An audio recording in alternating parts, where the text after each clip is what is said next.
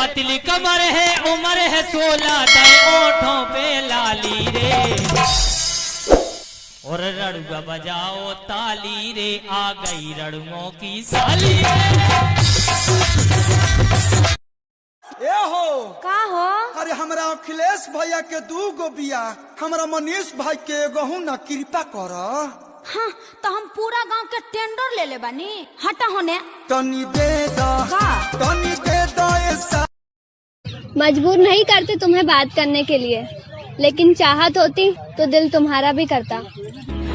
गलते गलत है जो भी कर रहे आ जानी पर गोरी गोरी कमरी नाल नील छोड़ी मरद न मरद हमको न छोड़।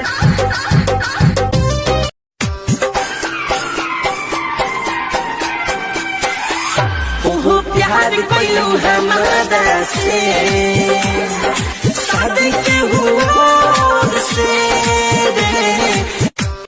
लागत भूल गइलू दिलू ना ध्यान जी लागत भूल गइलू दिलू ना ध्यान जी। पिया बाके भइले समान सिरे मान जे खई बना हो जब देखी जानी तो हके नींद रतिया में हमारा न आवे हो जाने कैलू कौन जादू याद तोहारी हमके सतावे हो ऐसन सुघराई तू कहाँ से लाई हो ऐसन बनावले भगवान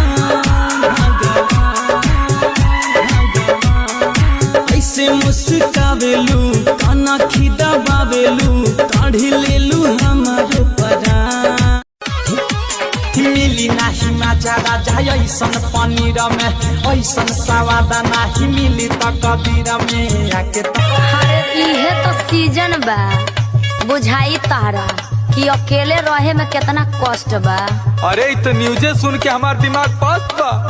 ओढ़बा अकेले रजाई रजगू ओढ़बा अकेले रजाई रजगू हो तबे बेहर के कीमत बुझाई रजगू।